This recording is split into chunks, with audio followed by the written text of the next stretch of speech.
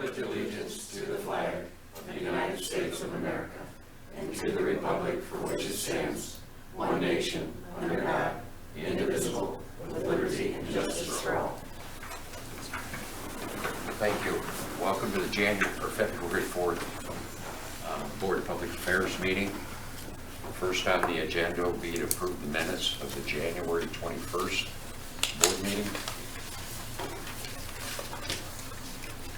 All been presented with minutes. Do you see any changes or additions, corrections? I see no changes or corrections. I'll make a motion to accept as written. Second. Jim? Yes. Annette? Yes. Dick? Yes. Tom? Yes. Karen? Yes. Next is a hearing of public concerns. Seeing none. Next, here we go, Joe. That discussion on the cable and television rates. That's true. I'll try to stop. Getting to be a regular, Joe. Yeah, unfortunately for this reason. As each of you know, each year we go through this exercise somewhere around the first quarter of the year that the programmers raise their rates, and we have to consider if we're going to respond or not with raise the rates to compensate ourselves for what we're paying them. And as we all know, and had a lot of conversations about this, the programmers really doesn't care if we charge our customers for the program or not. They're still going to charge us, and we have to pay that in kind. There's a lot of spreadsheet calculations that I've ran on this. I do it every year. We anywhere from $40,000 to $60,000 we would lose if we do not raise rates. And the proposed rates that we put together here is and you see how it comes down to like 74 cents and 34 cents, et cetera, et cetera. That we took that programming rate increase and we just plugged it into what last year's rates were. And keep in mind, we don't raise rates to cover any of our other operating costs. We have increased labor costs and a lot of other operating costs, supplies and materials. We have software costs. We have a lot of licenses. We have network hardware that has to operate this utility in the city. There's a lot of costs that we never pass on to the customers. So if you can see, it's pretty straightforward. It's a good slide Don put together. The basic rate last year was $33.74, which is current. It would go up to $36.74. It's a $3 increase, and then the bundle rate doesn't apply to that, as you know, because a customer has to have expanded basic and internet of one of the services to receive that discount, which reflects in the extended basic. It will go from $75.74 to $79.34, and then they get the $4 discount rate with expanded and internet, and takes them down to $75.34. Digital basic, we did a $1 increase on that, and that reflects programming costs in that tier as well. Now keep in mind, any customer that has expanded and digital, obviously they have to have expanded before they can get digital, so they still get that discount rate. And each month when the clerk's office sends us a report on our subscriber count, it's a little bit of a difficult thing for them to pull that report, but they do it every month for us. And they have to separate those extended and digital customers separately to be able to give us that calculation. So the bundle rate, sample 1 and sample 2 below, is basically pretty straightforward. If you have the regular high speed 10 meg internet, your total bill will be $106.34, and then if you had enhanced speed internet, it'd be $120.34. keep in mind, I had an employee to utility just advised me this afternoon that they pay quite a bit more than that for a bundle package with another provider in the area, and considerably more than that. So, we're keeping the prices down as low as we can. After this discussion, then I'll work with Don, and we'll see what's the most appropriate time, if the board is considering this, that we could bring back a resolution. And then before that would happen, I'll work with Lori to make sure what's the best dates to work with them to institute the new rates. Any questions? I have one. Yes, ma'am. When was the last rate increase for the cable? The last rate increase was somewhere around April of last year, because we got it in late. So we have to start paying programming come January 1 of each year. And so a lot of times we don't get those rate increases out till later, which means that many months we're running in arrears on that. Joe, how many years has it been where we've had these increases and we've not passed along the full rate? We've like shared it half and half. We did, you know what I'm saying? I'd say 2-3 years in a row or I would more? say, except the last 4, maybe 5 years that we've ever passed them all through. Right. And we went through a period of time there when some of you were still here at the utilities employees that we didn't raise rates at all. Right. I remember it I being like remember. 3 years. And And we we went- basically subsidized. We went at least 3 years. So just to give you an idea, and this is more for the public than for you folks. There's another operator in this region that their expanded basic is about $90 per month. And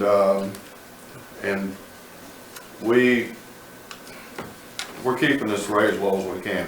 We can't keep it lower than this and stay in business. Right. And then again, another side of that question is, how many years has the internet income been subsidizing the cable? Oh, for a long time, Karen.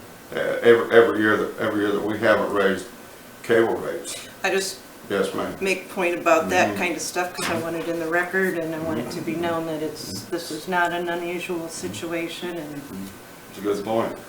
Well, the way the expenses work is for you folks in the public. If we have a cable subscriber, we pay programming rates for that customer. If that customer disconnects or they're an internet-only customer, obviously we don't pay these fees. It's only if we have that customer. With the internet, we have these big circuits that come into the company that are distributed out for a lot of different reasons, not just cable modem customers. And that is spread across whether we sold any outside internet or not. That expense is a fixed expense that's here. So, Well, Joe, you know, too, anybody that thinks, you know, oh no, here comes another cable increase, they need to remember that we keep this as close to our costs as we possibly can. We don't figure wiggle room in on it, that we can absorb rate increases over a period of a year or two. I mean, and that's why, I mean, they may see an increase, but the increase is minimal, and it's just what we have to basically charge to survive. And of course, we've been there before and we'll be there again. We have no control over the programming costs. I mean, we basically hold a gun to our head and say pay it, or, and it looks to me like it's just under $8 programming costs spread out. That's quite an increase. but it's a good job compared to the price it would be if you passed along the full costs. there's one more thing I would say before I sit down. Our customers in the city of Bryan have a benefit that almost no cable broadband company offers in the country anymore. and that is that we still continue to offer analog television. Every television set doesn't have a set-top box or a DTA. Almost everyone is converted to all digital except us. And we haven't done that for several reasons, but one big reason is we feel like a lot of our customers want that analog service. No, it's not HD. Everything's not HD, but we pass through all these free HD programs from these broadcast stations and no charge to the customers. But that's something I'd like to make a point. Is that people don't want the set-top box. They get service from us and have a good selection of programs. Good point.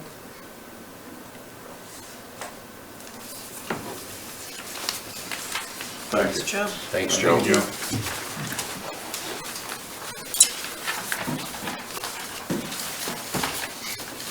Next on the agenda is a resolution to authorize advertising for bids for the GT2 Westinghouse control system upgrade. Would you please number? Resolution number 7, 2020, authorizing the Director of Utilities to advertise for bids for the GT2 Westinghouse control system upgrade. Jim. As you're all aware of, we've been working a couple years now on getting bids around and specs and things like that set up so that we can not only look for appropriate bids, but get also the latest and greatest equipment that's out there without making it so that the contractor has to pick out something from years long gone by. So we've got that ready to go. We have an approved budget of a little over 1.6 million, which includes for both of them.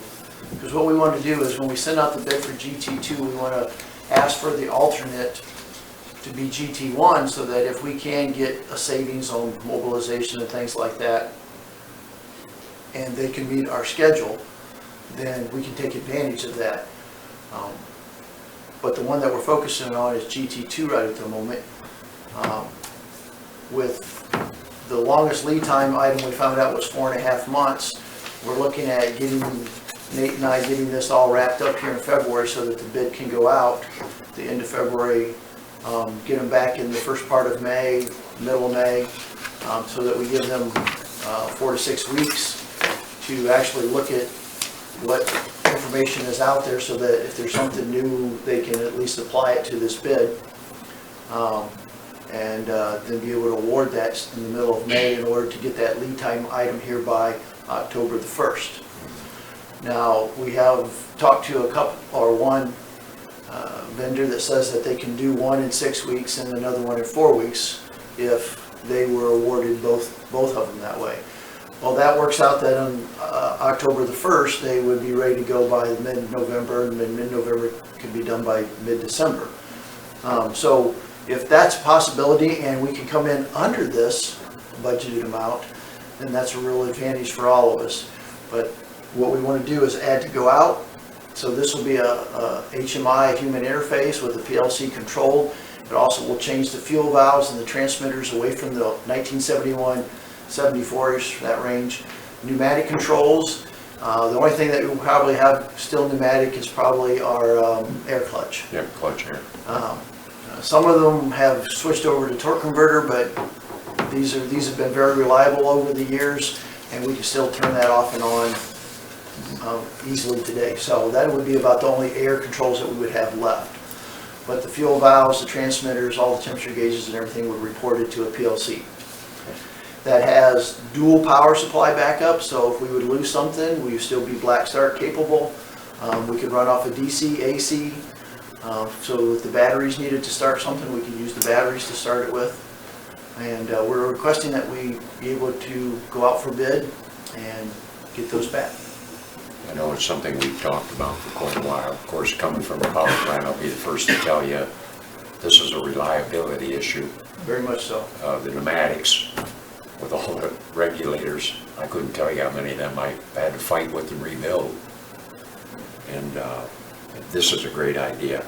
And I'm certain that this will make troubleshooting a whole lot easier. Well, the ones that we've witnessed so far, the 251 Westinghouse that's in Stryker, and then I went to the Defiance behind John's Mantle, the 3 that are there. every thermocouple and every transmitter is put right back into the PLC, so it actually turns red. And they actually had a sequence of event on the front screen so that it would just turn green every time that it would hit a certain point. So if it ever doesn't go past that point, you know exactly where it is. Correct. And you don't have to go back there and start, and Dick, you know very well. Oh, yeah. You start guessing which pneumatic device didn't That's a nightmare. activate. Yeah. And two, I'd like to make a comment, just so the public and everyone understands. In the generation game, everything's expensive. This is a lot of money, but the payback to that in the peak shaving capabilities, I'm just going to guess, maybe I'm out of, you can, a year and a half, it'll pay for itself. Yeah, in a year and a half, it's got its payback, but for instance, like last year, January 31st, we hit -14.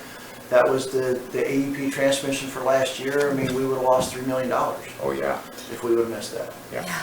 So that's, So it's huge. So the money price of not maintaining it is greater than the price of maintaining? by far. oh, yeah.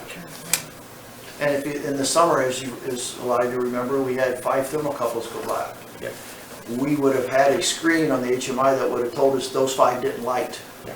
because we would have got information back that was negative, and we would have known to just change those. Because it's unusual that 5 out of 6 go bad. Right. That's very unusual.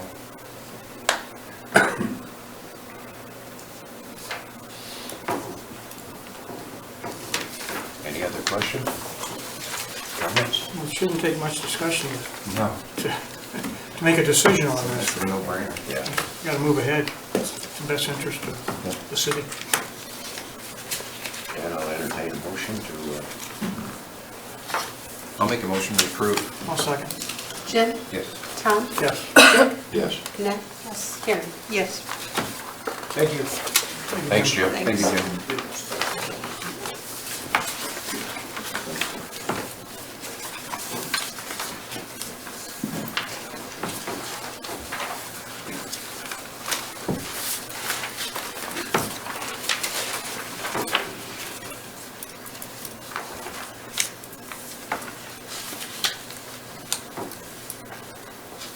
Next on the agenda is a resolution authorize AMP Direct Connections Technical Services Agreement. Would you please number and read on? Resolution number 8, 2020, authorizing the Bryan Director of Utilities to enter into an agreement with American Municipal Power Incorporated for direct connections technical services. BMU has been part of the Direct Connections program with American Municipal Power since around 2002. It provides a resource for professionally trained representatives that can help with our industrial customers do things such as fill out grant applications, energy audits, lighting assessments, compressed air leaks. We have been in conversations with AMP for the revised contract, and we're bringing it forward to you today. I also would like to mention that a lot of other utilities and cities have a specific key accounts position that they hire a full-time employee to perform. Here at BMU, it is split between the director, operations manager, and the key accounts representative. So it's proven to be the most cost-effective option for us to provide the service currently. We have had many industries in the past use it for the compressed air leak audits, grant applications, and just an overall energy analysis. So we would respectfully like to request the Board of Public Affairs authorization to enter into the agreement with American Municipal Power. So I have a question, please. Yes. So the current cost of this particular contract would be $3,600 a year, is that correct? Mm-hmm. How much have you spent in the past, above and beyond, I guess, the basic cost per year? It solely depends on what service is provided for what company. Sometimes the services are added, or provided at the hourly rate, but originally in 2002, the contract was $2,700, and it's a flat rate fee. So there would be some years where $2,700 would be all it would be, or it just depends on how many services are provided and what the needs of the industries are. So do we have anybody take advantage of the service, the key account? Yes, we've had several industries apply for grant funding through organizations like the USDA and get assistance with their lighting upgrades and other energy efficient projects. We had been engaged with them before, since about 2002, 3. We just let it lapse in 2018.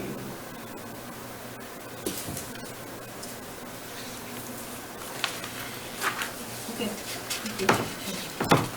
Any other questions, comments? I used to go down to be part of that. Yeah. Yeah. I remember very well the initiation of it and Yeah. process of it. It's changed since it, a little bit since it started, but it's still very better program now. Well, it gives our industries technical support that they sometimes have a really hard time finding elsewhere at a reasonable rate. And also puts a face. You know, it's Corey Bentine, and he works for American Municipal Power, but he really is a representative of BMU. And when he is out in the public and working with our customers, he's BMU, if that makes sense. So. I don't know if you remember John Bentine, who's the council vice president. That's his boy. Smart kid, very smart. Any other questions? I'll make a motion to approve Resolution A. Second? Jim? Yes. Dick? Yes. Tom? Yeah. Annette? Yes. Karen? Yes.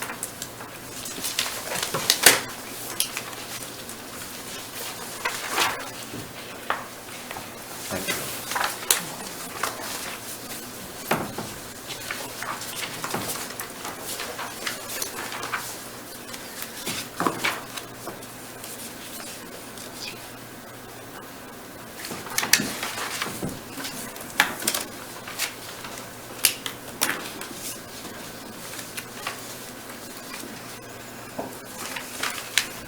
Next on the agenda will be a resolution to authorize sale of city vehicles no longer needed.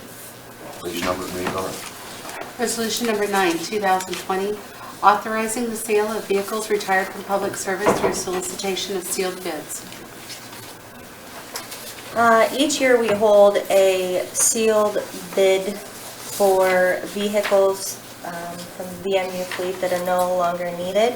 We currently have 5 that we would like to ask for permission for. 3 are ready for sale and 2 will be ready as soon as their replacements have arrived. The 5 vehicles that we have are between 20 and 21 years old, and we need the BPA approval in order to sell if the estimated value is to be above $1,000. So with the bid sales, we don't know. Sometimes they come in less, sometimes they come in more than 1,000. So we just always bring it to you to ask for permission.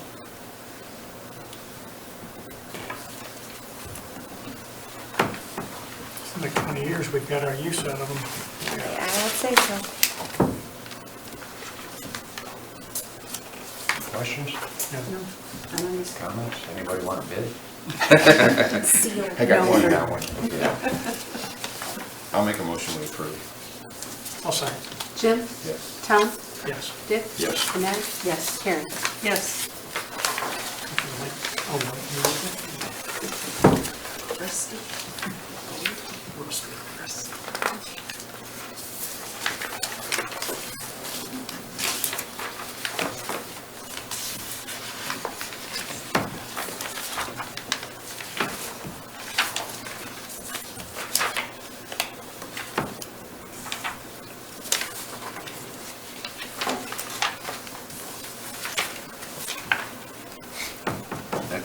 agenda is to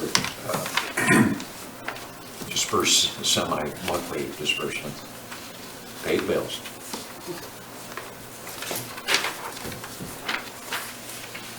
I'll make a motion that we do.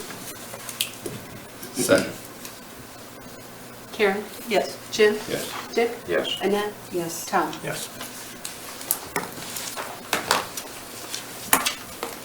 Next on the agenda is comments from DPA and staff. Karen?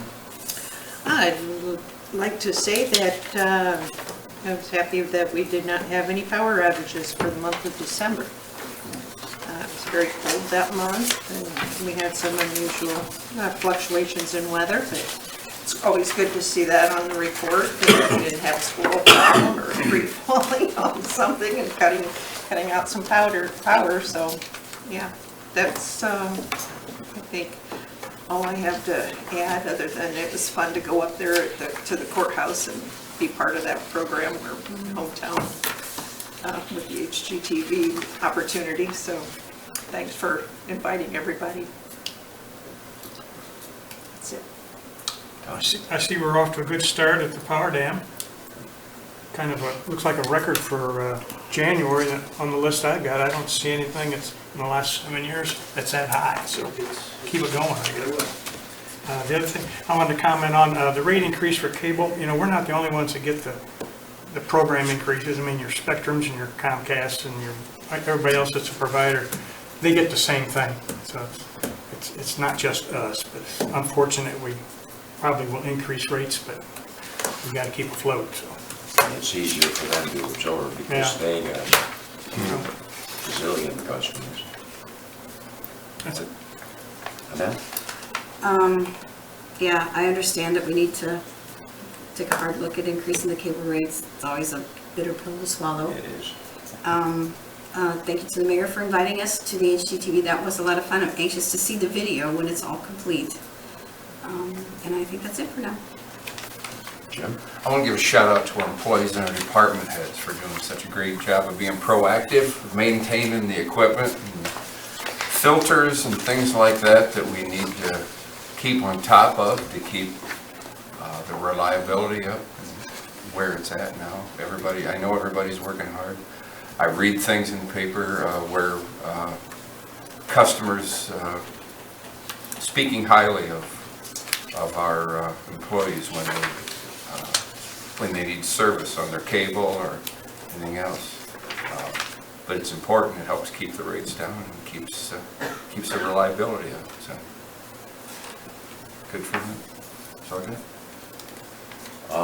Last night at Bryan City Council meeting, Bryan Whelan presented his annual report for 2019. I was extremely impressed with the amount of capital project money that was spent, and half of that money he had obtained grants for. And I know I just wanted to give a shout out to Bryan and his department. I know BMU appreciates everything that he has done for us to help secure money for us. So just my hat's off to him. Keep up the good work. We appreciate him being part of our shared service. In lieu of last night's city council meeting, we had a discussion, and of course with the abolishment of the board, kind of I don't think it's a heated topic, but it's a controversial one. I just encourage everyone to contact your city council members and let them know how you feel. I know they would appreciate you letting them know. Whether you're for it, against it, or you have a comment, please contact them and let them know. And with that, that's all I have. So. Just would like to thank the board for the authorization to go out to bid for GT2 and possibly GT1. It's been a long time coming, and it feels good to take that next step in reliability. See it happens. Yes. Mayor? I would like to again thank Eric and Chris Bryce and Russ Davies and Dawn and everyone that has helped with the HGTV and all of you for coming out and braving the cold elements. And I guess a shout out to Ben Dominic for finding me the bullhorn, because that was very helpful. Poor Eric is so upset. Yeah, I was gonna say, really? I kind of did. He's upset because he puts out these really great factual things on Facebook about the utility, and then I pull out a bullhorn and get 1,500 views. And we So- Facebook Live And it. we Facebook Live it for the first time. I broke that. So anyway, and Chris Malanga as well. He was out there with his son Tony, and Jeremy Williams, Ariel came out and did some footage. So I am excited to see the end project. I'm sure you all are too. But hopefully they pick Keep your Bryan. fingers crossed. That's right. Okay, Ron? Lori? No, sir.